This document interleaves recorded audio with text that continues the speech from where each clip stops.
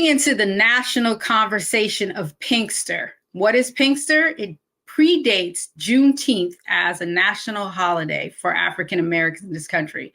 We're going to get into it right here on The Frequency.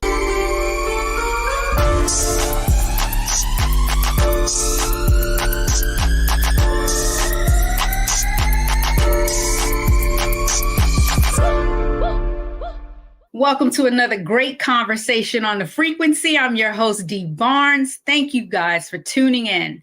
Okay, my guest today, this woman is incredible. She is a cultural activist working with Transart, and she helped create the national conversation for Pinkster. Pinkster predates Juneteenth. Now, I didn't know this, so we're getting ready to get into it. She's going to break down all the details about this because I am so fascinated to know about what Pinkster is and what it represents. Also getting into the nonprofit work she does with Transart. Please welcome my guest, Greer Smith. Greer. Good afternoon. Thank you for having me. It's so nice to meet you. So nice to meet you too. Thank you for coming on. There's so much to get into. I really want to know about, we're going to talk about Pinkster. We're going to talk about Transart, but I want to know what led you on your path to activism.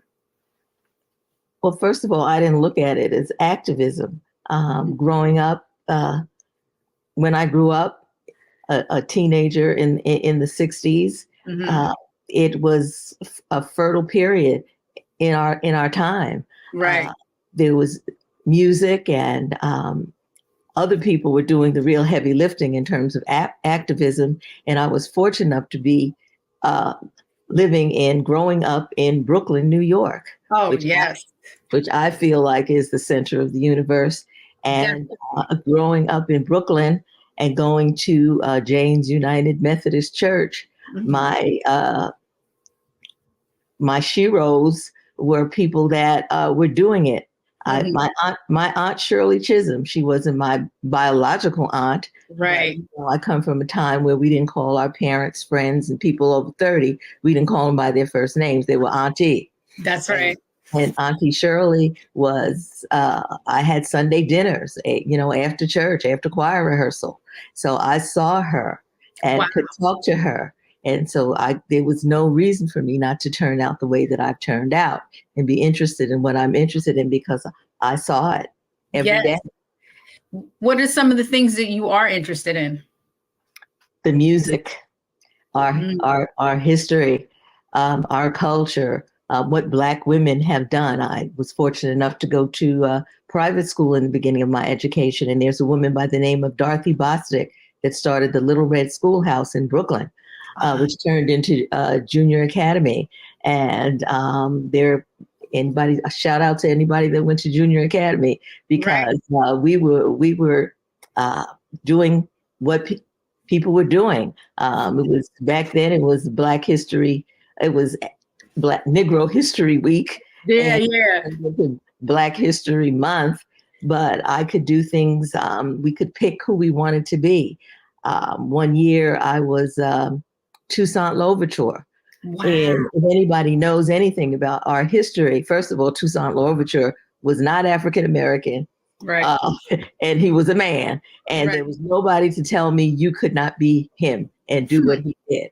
So all the way along with my upbringing, I was always not in that box. Right. So, here I am now. I love it. Okay, so let's talk about Transart. Because what is it exactly? Transart is a nonprofit arts organization that started in Brooklyn, and it started as a traveling exhibition service. At the time, I just left the New Muse Community Museum of Brooklyn as being executive director, and people were calling me about some exhibitions that we had mounted, and there was no vehicle to make them available to people.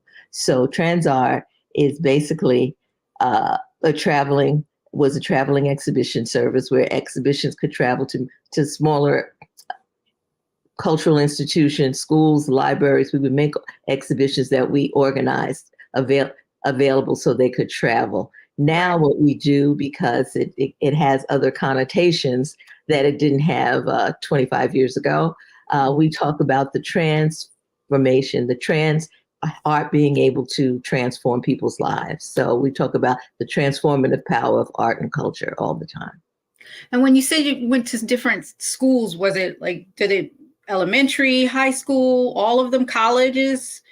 All of the above, libraries, those kinds of things. Yes. Right. The exhibitions are available for travel. What were the different exhibitions, for example?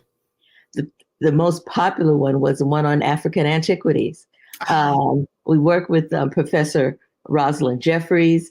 Most people would know Rosalind and Leonard Jeffries as a dynamic cultural duo out of New York. And those exhibitions really got the most play because we don't know about this. Other people have been telling our stories for so long. When we have the opportunity to find people that tell our stories, it's an easy sell. Definitely. What do you think about the arts kind of being like squeezed out of the curriculum in schools? They don't, do you know what I mean? Like the function of like just simple things like arts and crafts and painting and learning art history. Well, that's where we come in. That speaks to the necessity for having folks outside that can tell our stories. I was fortunate enough to go to school when that wasn't happening. I still remember music appreciation and what that does. We cannot allow that to happen, but we've got so many other fights going on there. We have to support then folks like me and all of us out here that are in this cultural ecosystem. Make sure that we are funded, we are supported, and people, the keepers of the flame, which is what I call us, that we are consistently supported. Definitely. When you say keepers of the flame, you're talking about us passing down, like telling our stories, basically. Mm-hmm. That's another thing, too, that's happening now currently with the banning of books and the banning of our history. How does Transart kind of battle that problem right now? We battle the fact that it's a battle everywhere. Everything we do is a battle, right? Yes, that our culture, our heritage, our history is being gentrified at every corner, and we don't get we don't get the opportunity in many cases to tell it. When we look at large metropolitan cities, there are more places and spaces for people to occupy and do things. We've got some big things going on, particularly in Brooklyn now. The Brooklyn Museum of Art just finished with an African fashion exhibition, and they've got the Spike Lee exhibit up now. And we know that Jay-Z is at the Brooklyn Public Library with a massive exhibition going on now. But then when you leave, we're everywhere. We're just not in Brooklyn and Manhattan and in Chicago and in LA. We occupy spaces across this country. And I sit in a space now where it's essential that I have the ability to tell our stories, particularly when so much of our history has happened where I am. Wow. Well, thank you for your work that you do. It's incredible. We're going to take a quick break, and then I want to get back into the music. Because you do some things with music too. So we'll be back right here on The Frequency.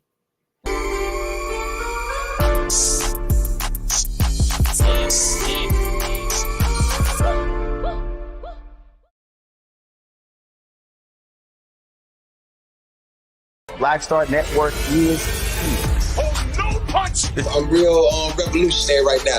Thank you for being the voice of Black America. All momentum we have now, we have to keep this going. The video looks phenomenal. See, this difference between Black Star Network and Black-owned media and something like CNN. You can't be Black-owned media and be scared. It's time to be smart. Bring your eyeballs home. You dig?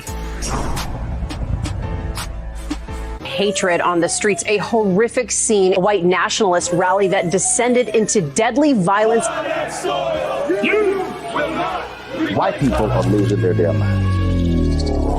As an angry pro-Trump mob storms the U.S. Capitol, we see We're about to see the rise of what I call white minority resistance. We have seen white folks in this country who simply cannot tolerate black folks voting. I think what we're seeing is the inevitable result of violent denial. This is part of American history. Every time that people of color have made progress, whether real or symbolic, there has been what Carol Anderson at Emory University calls white rage as a backlash. This is the rise of the Proud Boys and the Boogaloo Boys. America, there's going to be more of this. There's all the Proud Boys, guys. This country is getting increasingly racist in its behaviors and its attitudes because of the fear of white people. The fear that they're taking our jobs, they're taking our resources, they're taking our women. This is white fear.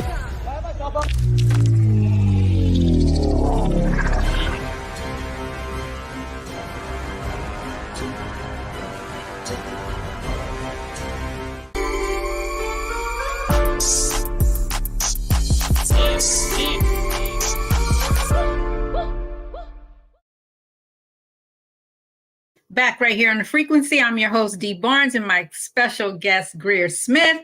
We were getting into all of the cultural arts, and you really made me think during the break about music appreciation. I, for one, definitely grew up in that era where we had, music in our schools, which I see now, especially when, as my youngest one, who Gen Z just graduated recently, they didn't have a lot of music and arts.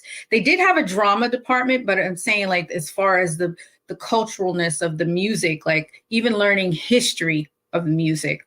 And in particular, you worked with jazz, called the Jazz Hero, actually.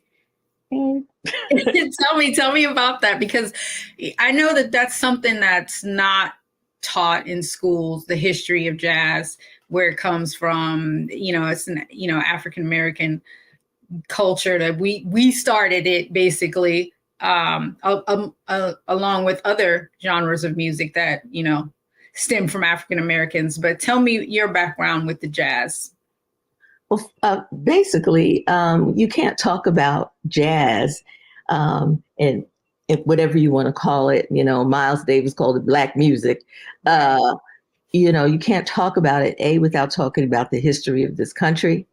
It is integral to the continuum that is Western popular culture and popular music. So if we look at it in that context, you understand why it's so important. My being attached to it is because, again, growing up in Brooklyn, it was all around me, but also my aunts and my uncles. That's what I heard. Right. Aretha Franklin's first album on Atlantic was basically jazz, and many people don't know that. And I think jazz, and there's a big debate now among musicians. Jazz catches a bad rap because they think it's head music, and you have to be in a smoke-filled room in the bottom of a club. No, that's not it. And we've been able Hollywood version of it. Yes, and we've been able to. My team and I've been able to present it now for 23 years. There are not a lot of Black people that are presenters, and there are not a lot of Black women that are presenters. And I stand with them and the struggle that we have, because it's the gentrification of our culture is real. It really is. When you say your team, is this part of Transart? Yes. Transart is an arts organization. One of our programs, just like Pinkster, is Jazz in the Valley. It started in Ahmad Jamal, the late great icon, jazz master. Ahmad Jamal lived in this area, and because I don't know any better, I just walk up and ask people things. So I trust. Right, no guess, no glory. You got to be brave, and you were just talking about that. Only thing you can say is no. That's all you can say is no. Right. And I walk up to Amal. Yes, because he was a Muslim, and one of my friends went to the same masjid, and I did, I was introduced. He didn't know I was going to go all the way live, but after hello, I was right in there. So, and he said yes. And the first concert that we did was an afternoon of music and jazz with music and art, with Ahmad Jamal, and that was in 2000. And we've been rolling ever since. And I've got to say that the jazz musicians themselves, I could not have lasted all of this time without their consciousness, without their appreciation, without them being really pleased that a sister is out there doing this. And I've been fortunate enough to have Ron Carter, Randy Weston, Hugh Masekela, and on and on and on. And that was something. That was a day. Oh my God, it's history right there. Look at that. I'm looking at that. Okay. Who else? Who else have you had? Oh, now you're gonna make me look. You know what? You made me think of it's wild. During a college course that I took, I remember we had an assignment to see, and it was so weird that she was there, Sarah Vaughan. Yeah. And I did it for the college, but I have been a fan ever since. I am so grateful that I listened to my teacher, Black woman, and told me to go see this woman, live, because here she was at our school, community college at the time, and performing. And I was just like, I couldn't believe it. It wasn't even sold out like it should have been, but it was, pretty packed. But to witness her was incredible. And I listened to a lot of jazz in the household, but mostly, a lot of R&B and things of that nature. But to see her live, so I think it's important for a lot of the children to at least get some type of exposure with that. Absolutely. And we've been fortunate enough to be able to bring some of the musicians into the public schools in this area in the Hudson Valley. And when people walk up to me after and say, Miss Smith, that's jazz. I didn't know that was jazz. I like that. You can't, good music is good music, no matter what you call it. And it's done right. And jazz in particular is about feeling. Right. It was meant to be acoustic, and it was meant to be felt. And when you put it in those kinds of environments, it does what it's supposed to do. Who are we looking at right there? That's Miss Sharonay Wade. She won the Sarah Vaughan vocalist contest back in the early aughts. Yes. Wow. Yeah. That's wild that I just brought up Sarah Vaughan. I didn't even think about that. That's amazing. Okay, I have to ask, since my background is hip hop. What do you think about the music today with the kids, and hip hop in particular, from where it started? Because I know your roots was in Brooklyn, to what's presented now in rap music. Well, the unfortunate thing is, like everything else, when there's money involved, when there's a lot of money on the table, our stuff gets co-opted. And how it started and where it has landed leaves a lot to be desired. Wow. And we know in the beginning, we had Roy Ayers at Jazz in the Valley. And, Roy Ayers has been sampled all throughout the beginning of hip hop. All throughout the beginning, yeah. Folks, and folks don't know that. But the other piece of it is hip hop started out, it was intelligent. When you look at Nas and of course Nas's dad, I've known, we need to talk about him at the next show about Oludara, but and folks like that, you can hear the lyricism, you can hear. Now when you talk to folks, I was talking to someone that we both know, and they were trying to do something, and they were talking to a younger group about KRS-One, and they didn't know who he was. How can you say you're a hip hop head and you don't know who KRS-One is? Right. That goes back to the history where we were talking about, like, we're not telling our story. No, we are not. And we've got to look at who's controlling the industry. I keep bringing this up about the gentrification of our culture. I don't use that word lightly. We usually talk about gentrification when we're talking about housing, but you know, our stuff is being bought and sold every day, and other people are representing. For example, it was last year when at the Grammys, the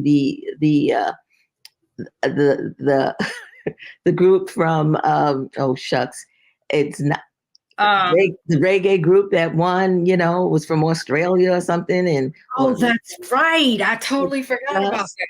You know, we have to, and I wanted to, if you can indulge me a minute, right? Our great poet, because we're talking about hip hop, Langston Hughes. Mm-hmm. He did a poem on it's called "The Note on Commercial Theater," and he said, "You've taken my blues and gone. You sing them on Broadway, and you sing them in Hollywood Bowl, and you mix them up with symphonies, and you fixed them so they don't sound like me. Mm-hmm. Yet you done taken my blues and gone. You also took my spirituals and gone. You put me in Macbeth and Carmen Jones and all kinds of swing Mikados and in everything but what's about me. But someday somebody stand up and talk about me and write about me, Black and beautiful, and sing about me and put on plays about me. I reckon it'll be me myself. Yes, it'll be me." And Langston wrote that decades ago. There you go. You are so right. That's the foundation. And I know a lot of people that are not even up on Langston Hughes, especially people that's rapping.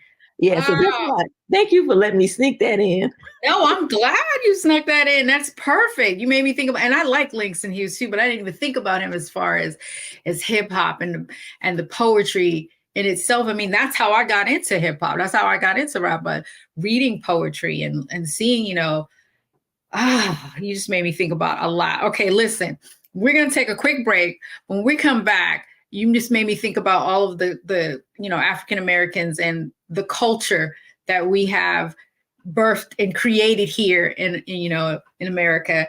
And we have to talk about Pinkster. So when we come back, we're going to get into that right here on The Frequency.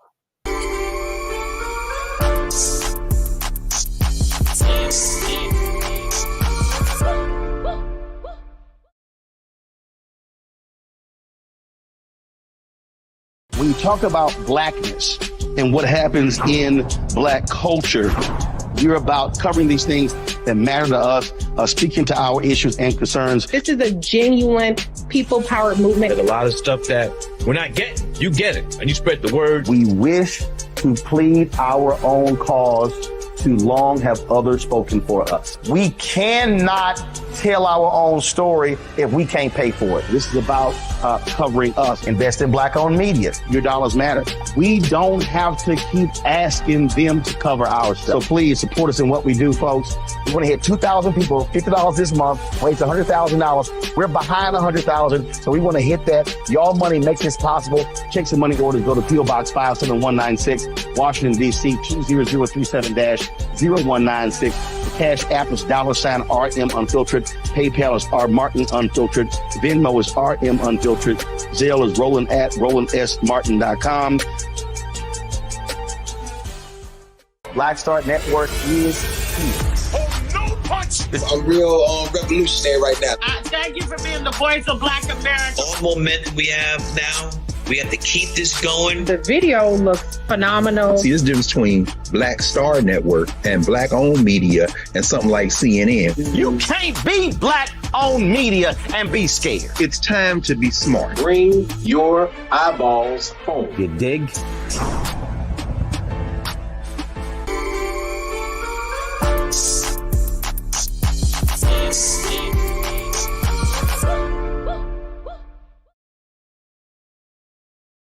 Welcome back to The Frequency with my guest, Greer Smith, and we're talking about now Pinkster. If you haven't heard, Pinkster predated Juneteenth as a national holiday celebrated by African Americans in this country. So bringing back my guest, Ms. Greer Smith.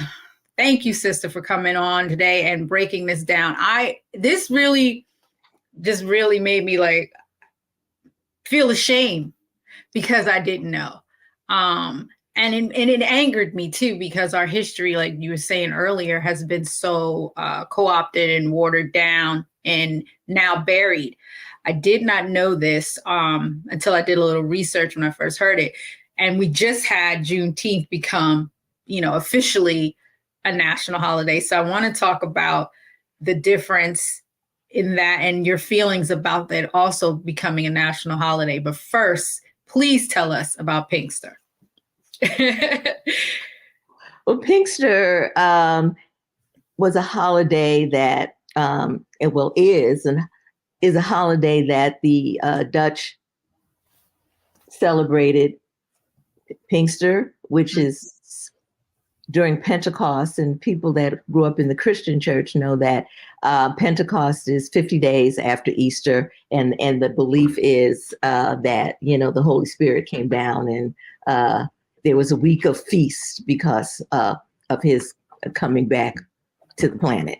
So the week of feast for the Dutch slaveholders in the state of New York, they felt benevolent enough to let their captives, the enslaved Africans that they brought over to do the work, they gave them the week off. And during that week? Wow. A whole week. But during that week, as we are wont to do, we do what we do best, which is why for Pinkster, I thought it was necessary for us to talk about what that meant, and how New York State in particular had been often left out of the narrative when they talk about slavery in this country. Right. We talk about everything that happens in the South, but people forget that New York State, the center of the financial world, what was their product? What was going on? Slavery.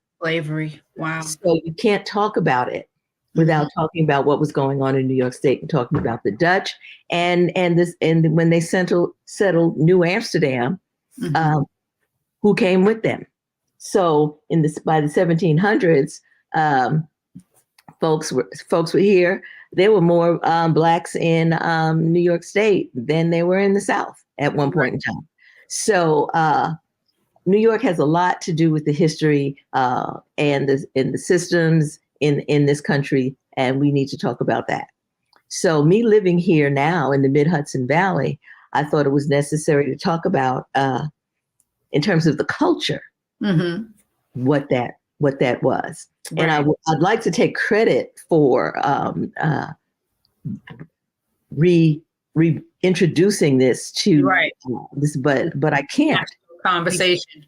Yeah, because many moons ago, there's what was virtually a plantation in historic Phillipsburg, which is in New York along the Hudson River.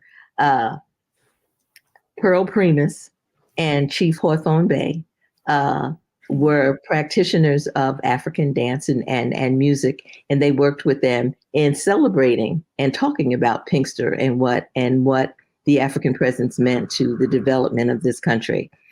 So I then, and hopefully your audience knows about Pearl Primus, choreographer, anthropologist, who really introduced African dance and all of its beauty to this country and made people understand that it was worthy of further study because of what it was. Right. Chief Hawthorne Bay,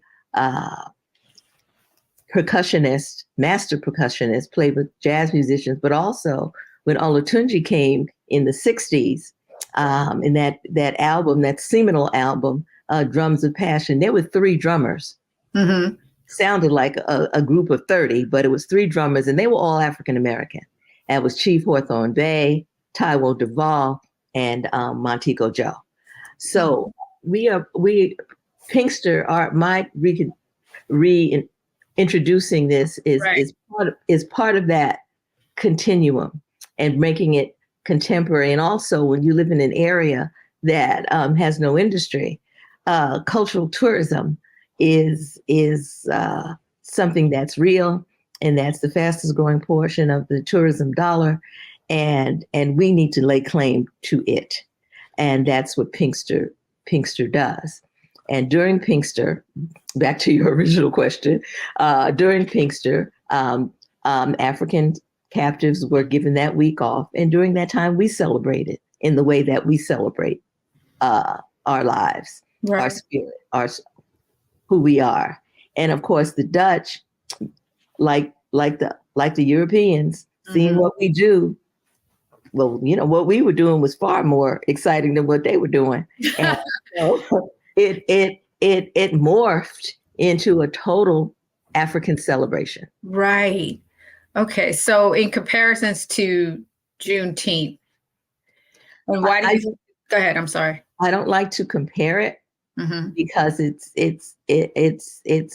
a total different thing. Right. I just personally would have liked to see this country give us the George Floyd Policing Act and the John Lewis Act, the way they gave us this holiday. Yeah. You're absolutely right. That infuriates me so much. We always get trinkets. I call it a sugar cookie. Distractions from the actual things that we need instead of justice. We get parties. But Pinkster not only celebrates us as a culture, but it also celebrates Sojourner Truth. How so? Because Sojourner Truth, symbol of the Black warrior woman spirit that has moved us as a culture, as a country forward, and in no small measure, her being a suffragette, showing by example what it takes to live under the systems that brought us, our ancestors, here. She could not be celebrated enough, and Pinkster was something that she enjoyed, and it's documented, and she talked about it. She was an excellent dancer. Right. So I wanted us to reclaim her, because Europeans had pretty much fetishized her, and I thought it was necessary for us to understand who she was as a woman, where she came from. Even though she was born here, her parents were not. Right. So she was exposed to those elements of our culture through her parents. Even though separated from them, she got them. We know from the excellent work that is being done by Margaret Washington, Dr. Margaret Washington. I use her book, Sojourner Truth America, as the Bible about her. We know. Wait, say the book again. Sojourner Truth America. That's the name of the book, and it's by Margaret Washington, PhD. Okay, because I'm gonna be on it. I want the audience to be. They better be right. I want you to, and we know that. And until we started talking about it, nobody paid attention. We know that Sojourner Truth's father was Ghanaian, and we know that her mother was from Congo, Upper Congo, which now is Angola. So they brought those systems and practices and all the cultural history with them. And so she was exposed to that. So what we do during Pinkster is talk about those things that have become basically Western popular culture. When you talk about polyrhythms, food, all of that, we talk about that during Pinkster. What we also do is look at the fact that New York State and this Hudson Valley in particular fed the triangle slave trade, which people don't understand. No, because the wheat, the corn, all of that came from here. Right. We are also happy that we have with us on our team for this Chief Baba Neal Clark, who is in himself a history of the African drum. He, for 20 years, was Harry Belafonte's percussionist, and then on to play with the late great Randy Weston jazz icon, and at one of the African rhythms was Neal Clark, and he is our king, our Pinkster king, and has assembled a troupe of individuals that can tell that story. But we know, because to make it, understandable for our young people, we bring in the rest of the story. That's why our tag is joy is an act of resistance, because our joy, which has never been able to been taken from us, and we exhibit our joy through our dance, through our song, through our food, right? Through the way we. They try to suppress it during slavery. They tried to suppress that. Well, the drum, they took the drum away. Yes, they did. Right. Yes, they did. During the Stono Rebellion, they took the drum because that is the fuel that makes us not just survive but thrive. Right. But thrive. Joy is the act of resistance. I love that. Is there a particular book on Pinkster? There are several. And there's a Dutch book, and at the next break I will tell you what that is. Definitely. But I like Margaret because it's centered around Sojourner. Sojourner, yeah. So I'm definitely. I hope the audience is picking up the notes on this. We definitely gonna get into that. Okay, we're gonna take a quick break. And when we come back, we're going to talk about what you're up to now and the cultural things that, we should be paying attention to during this time, right here on the Frequency in the Black Star Network.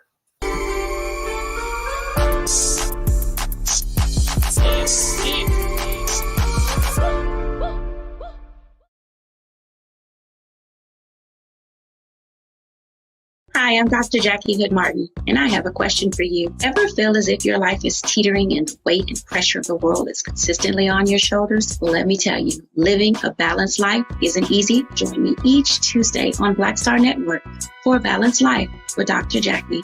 We'll laugh together, cry together, pull ourselves together, and cheer each other on. So join me for new shows each Tuesday on Black Star Network, A Balanced Life with Dr. Jackie.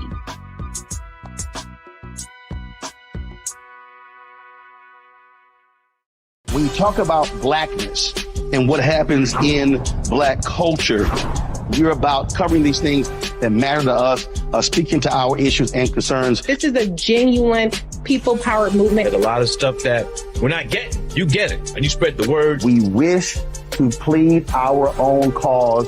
Too long have others spoken for us. We cannot tell our own story if we can't pay for it. This is about covering us. Invest in Black-owned media. Your dollars matter. We don't have to keep asking them to cover our stuff. So please support us in what we do, folks. We want to hit 2,000 people, $50 this month, raise $100,000. We're behind $100,000, so we want to hit that. Y'all money makes this possible. Check some money orders. Go to P.O. Box 57196, Washington, D.C. 20037-0196. The Cash App is $RM Unfiltered. PayPal is R Martin Unfiltered. Venmo is RM Unfiltered. Zelle is Roland at RolandSMartin.com.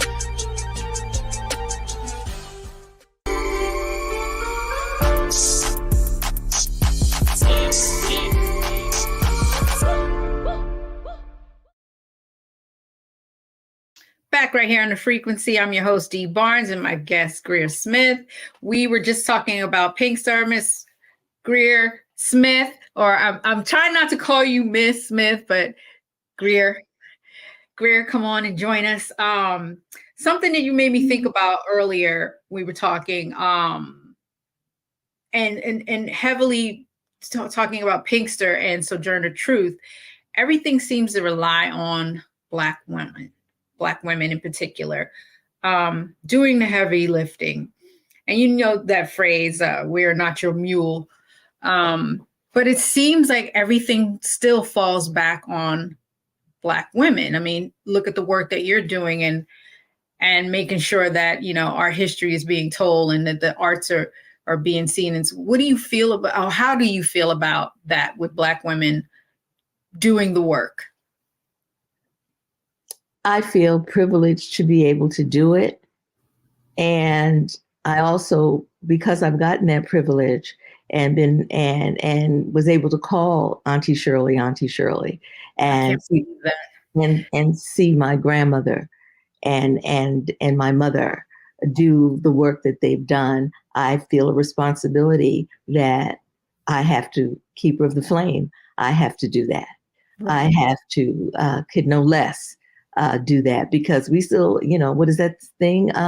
For as far as we've come, we got a long way to go. Right about that. And so being able to be given what I've been given, the opportunities, the travel, the love, the support, right, that I've been given, I can do no less. And I'm particularly now worried a little bit about our girls. What do you mean? What do you mean? What are you worried about? I don't like what I see when I look at hip hop. Mm-hmm. And speak on it, please. I don't see enough. You talked about Sarah Vaughan. Right. You talked, you know, and I'm looking at, you know, you brought up Aretha Franklin. We don't have the type of we don't have the Abby Lincolns, the Nancy Wilsons, and they were able to be wonderful and sensual and exquisite, and we didn't have to see all their body parts. Right. So I don't think our girls have given enough opportunities to see something else, because our senses are assaulted by the technology.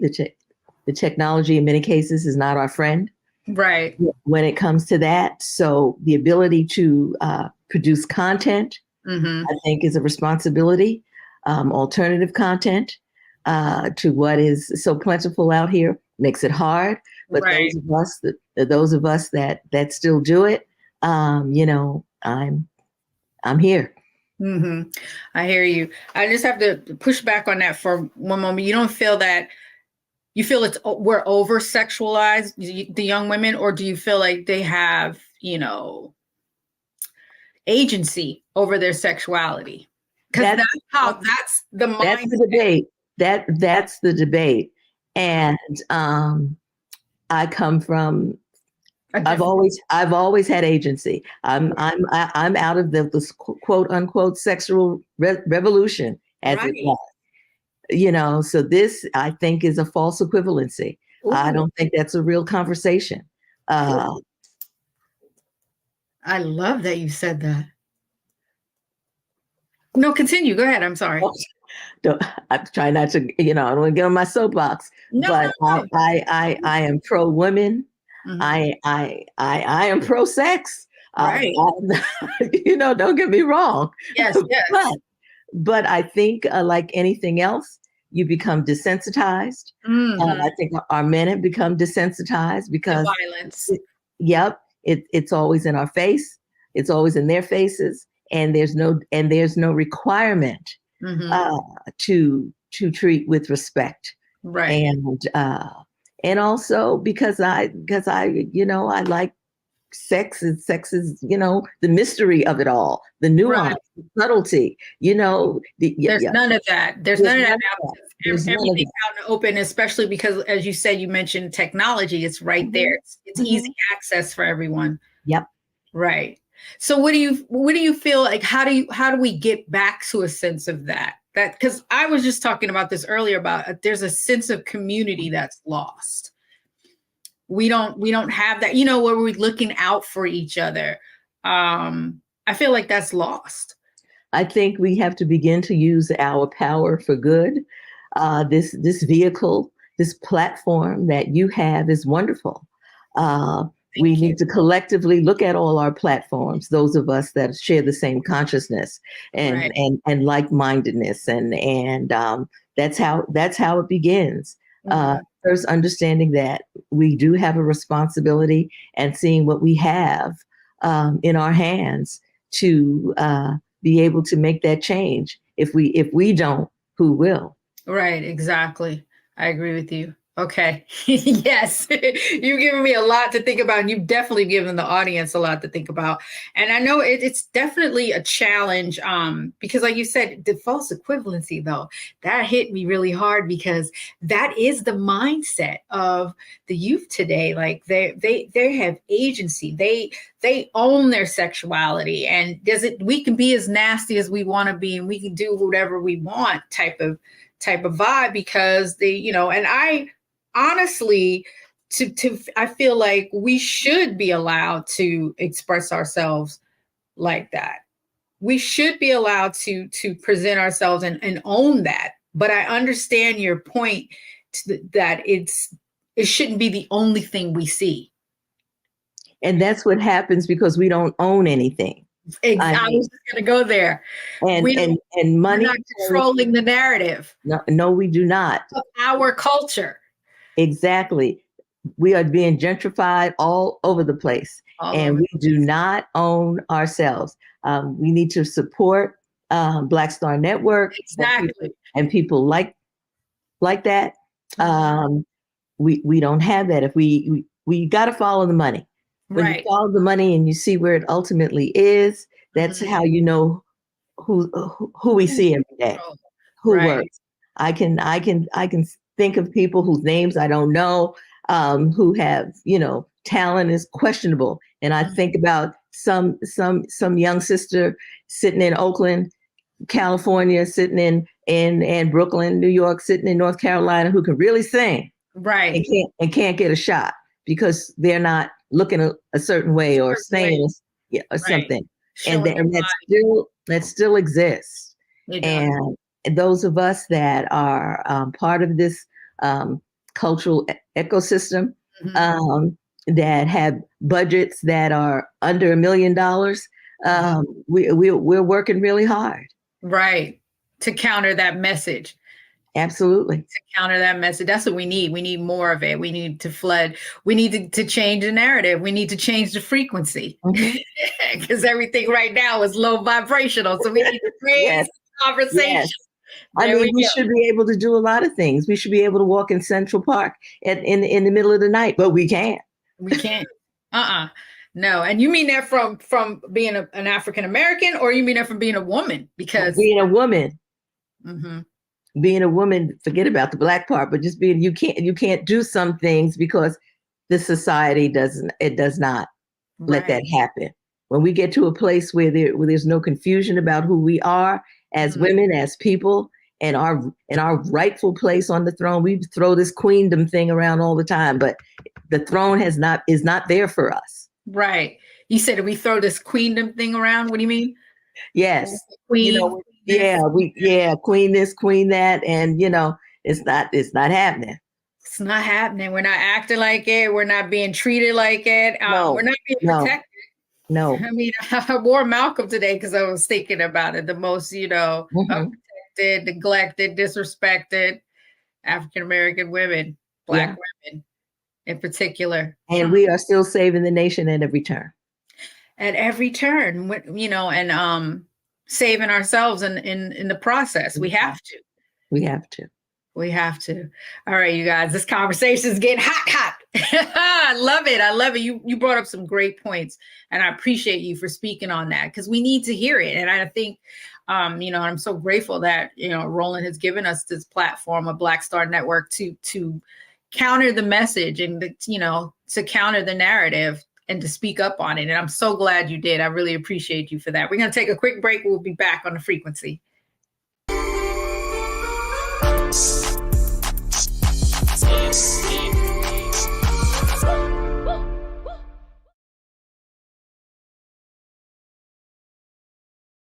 Hi, Hi, I'm Dr. Jackie Hood Martin, and I have a question for you. Ever feel as if your life is teetering and the weight and pressure of the world is consistently on your shoulders? Well, let me tell you, living a balanced life isn't easy. Join me each Tuesday on Black Star Network for a Balanced Life with Dr. Jackie. We'll laugh together, cry together, pull ourselves together, and cheer each other on. So join me for new shows each Tuesday on Black Star Network, A Balanced Life with Dr. Jackie.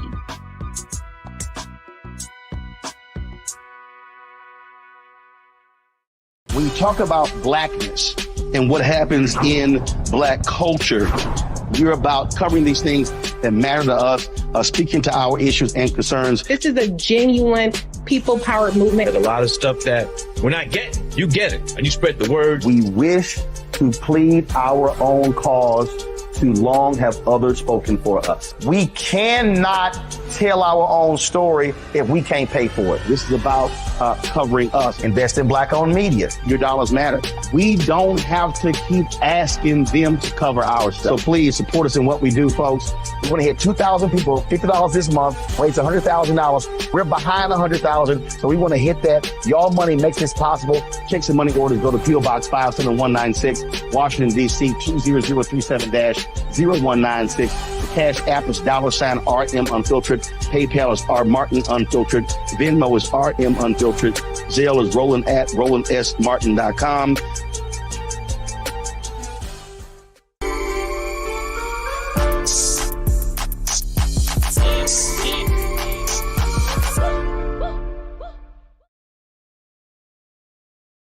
Back right here on The Frequency. I'm your host, Dee Barnes, and my guest, Greer Smith.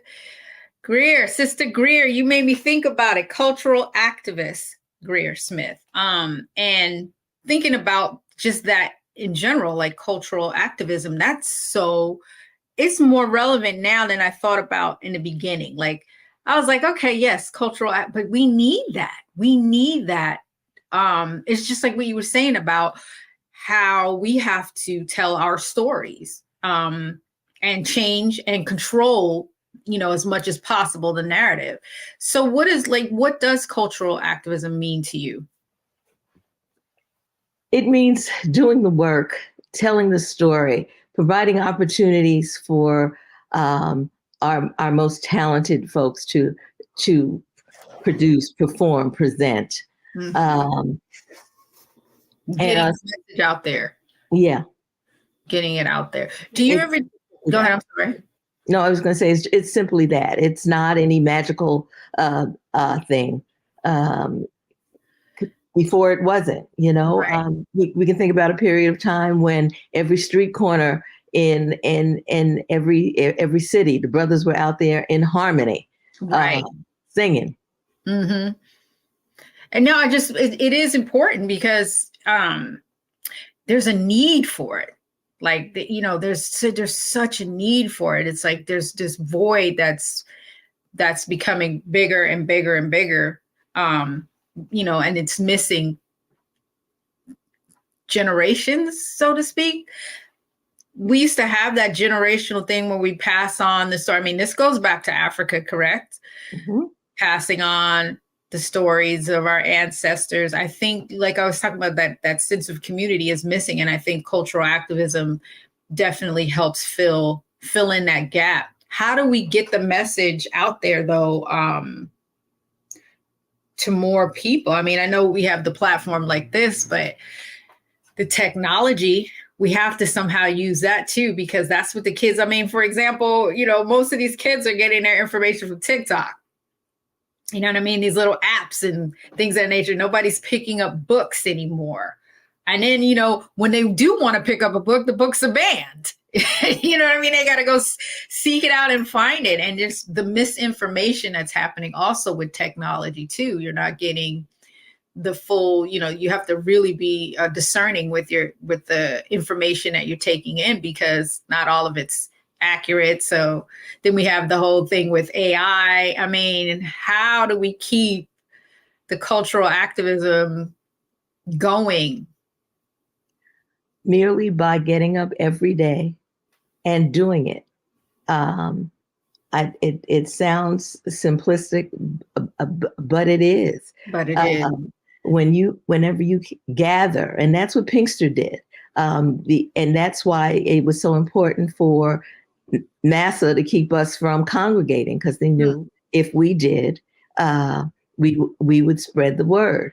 I mean, Kingston had rule. I'm in Kingston, New York. Had rules, and every city did.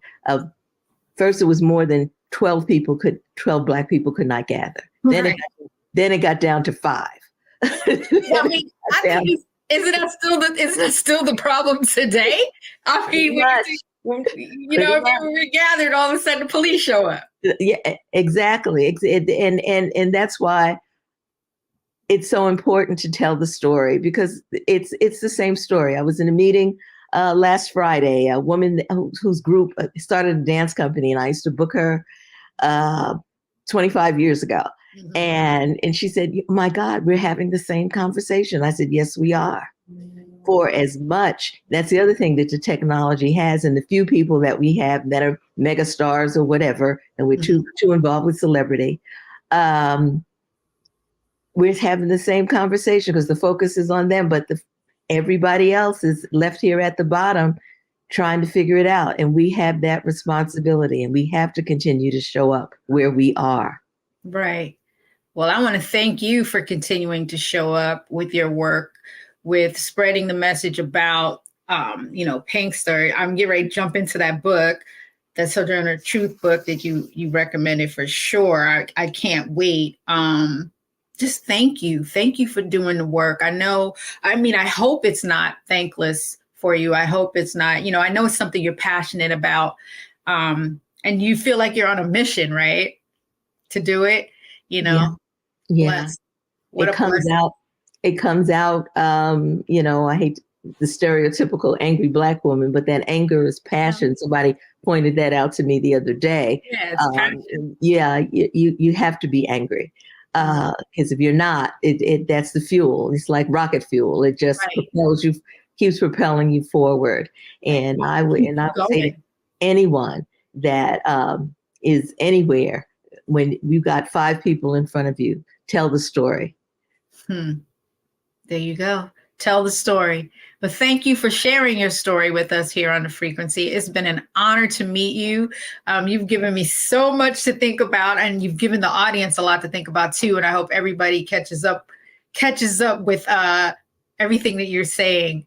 And definitely I'm going to go into more thinking about also what we touched on about our young women. I want to focus more on a couple more people I'm going to have on in regards to that, because I figured, let me start, like you said, right here, just keep doing the work and keep getting the message out there. And thank you for keeping it going. And I send you blessings and love, and hopefully I'll meet you in person. I can't wait. Because, you've got a story, and we need you. We need your voice. Thank you. Thank you so much. And we need your voice too. And I thank you for your work, and I'm sending love and positivity to you. Woo! Another great conversation right here on The Frequency with my guest, Greer Smith, cultural activism. It's alive, y'all. It's alive and well. I hope you learned something. Okay. I hope we elevated you just a little bit today, and if not, catch us next time on The Frequency. We got you.